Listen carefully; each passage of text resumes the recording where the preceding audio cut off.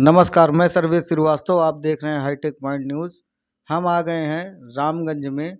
रामगंज में हम मिले हैं एक महान शख्सियत से जो करणी सेना का इस समय संचालन कर रहे हैं और पदाधिकारी भी हैं। आइए जानते हैं क्या है इनका नाम। सबसे पहले मैं अभी आप सभी भाइयों को प्रणाम करता हूं। आपके माध्यम से भ्रष्टाचार के लिए मैं आप सभी से संपर्क जोड़ रहा हूं। मैं अपना परिचय देता हूं। मैं प्रदीप सिंह, राष्ट्रीय अध्यक्ष करणी सेना WS, और मैं जनपद अमेठी का रहने वाला हूं और संगठन का विस्तार करते हुए मैं सभी भाइयों से समाज सेवी के रूप में जुड़ना चाहता हूं। इसीलिए मैंने आपको आज आमंत्रित किया है।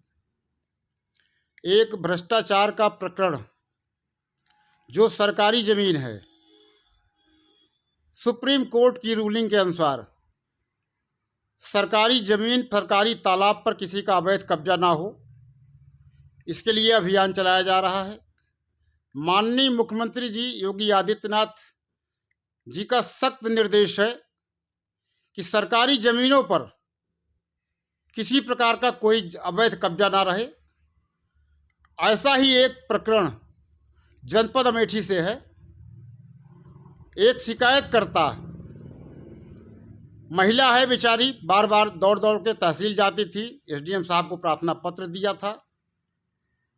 SDM साहब ने आदेश करके शिकायती प्रार्थना पत्र पे जांच के लिए कानून को लेखपाल के माध्यम से जांच के लिए भेजा था।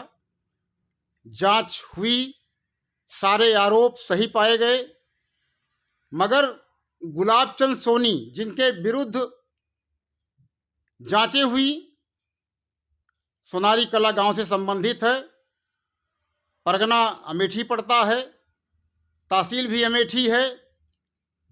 सारी जांच रिपोर्ट जो सही पाई गई, इसकी रिपोर्ट राजस्व कर्मचारी द्वारा, कानूनगो साहब द्वारा, लेखपाल साहब द्वारा SDM साहब को प्रस्तुत की गई। SDM साहब ने तत्काल कार्रवाई का आदेश तहसीलदार महोदया को दिया। 2 महीने का समय लगभग बीत चुका है। इसके बावजूद भी पता नहीं किस प्रभाव में, किसके लिए, किसको लाभ पहुंचाना चाहती हैं SDM साहब की अधीनस्थ तहसीलदार महोदया, जबकि SDM साहब का बरबरी आदेश है कि इस तालाब को खाली कराया जाए। 2 महीना समय बीत जाने के बाद भी तहसीलदार महोदया ने इसको संज्ञान में नहीं लिया। आज कर देंगे, कल कर देंगे, यही बातें उनके द्वारा कही गई। मगर मेरे समझ में नहीं आता है कि SDM साहब के आदेश के बावजूद तहसीलदार महोदया द्वारा इस पर कार्रवाई क्यों नहीं की जा रही है, क्यों लाभ पहुंचाया जा रहा है, ये बात अभी तक मेरे समझ में नहीं आई।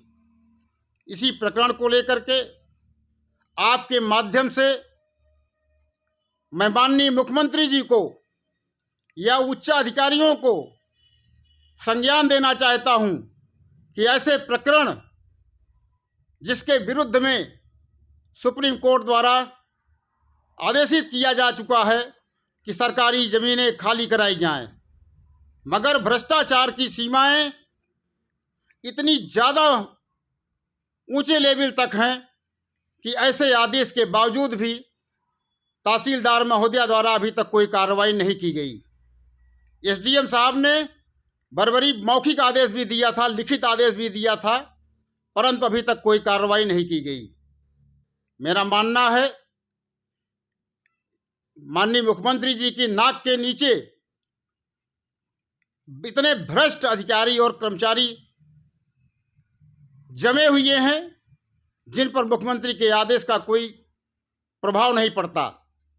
शिकायतकर्ता बार बार तहसील जाता है, हंसी का पात्र बनता है, मगर अभी तक कोई कार्रवाई नहीं की जा सकी है। लोग धमकी दे रहे हैं, शिकायतकर्ता को जान से मारने की धमकी भी दी जा रही है। पता नहीं कितना धन का प्रलोभन इन लोगों को मिल गया है, कितने लाभान्वित ये लोग हुए हैं कि अभी तक इन लोगों ने कोई कार्रवाई नहीं की है। मैं माननीय मुख्यमंत्री जी से आप लोगों के माध्यम से कहना चाहूँगा, ऐसे अधिकारी के विरुद्ध, ऐसे कर्मचारी के विरुद्ध जो इस प्रकार का लाभ पहुंचा रहे हैं, इनके खिलाफ सख्त से सख्त कार्रवाई की जाए और समाज में एक अच्छा संदेश जाना चाहिए कि माननीय मुख्यमंत्री जी सख्त हैं, ईमानदार हैं और जीरो टॉलरेंस की नीति को सर्व समाज के दिमाग में डालना चाहते हैं कि भ्रष्ट कर्मचारी, भ्रष्ट अधिकारी मेरी शासनकाल में नौकरी नहीं कर पाएंगे, अगर करते हैं तो वो जेल जाएंगे। और इसके अलावा एक प्रकरण और भी है, हमारे हिंदुत्व समाज का है। बांग्लादेश में एक घटना घटी है, एक दलित समाज का व्यक्ति जिस प्रकार से मारा पीटा गया, जिंदा जला दिया गया, ये कितना घिनौना कार्य है। मैं भारत सरकार से अनुरोध करना चाहूँगा कि ऐसे प्रकरण पे व्यक्तिगत संज्ञान लेकर के उन पे कार्रवाई करने का कष्ट करें।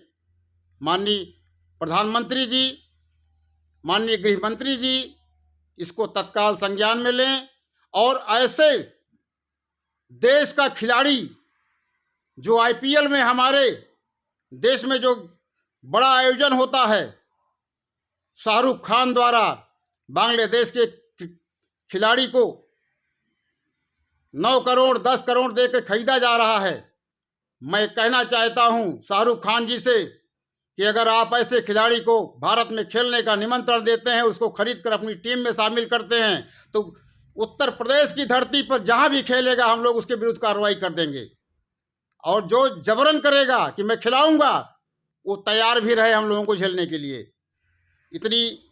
इसी संदेश के साथ मैं अपनी बात खत्म करता हूं। जय भवानी, जय राजपूताना, जय जय श्री राम। और खबरें देखने के लिए जुड़े रहिए हाईटेक पॉइंट न्यूज़ के साथ।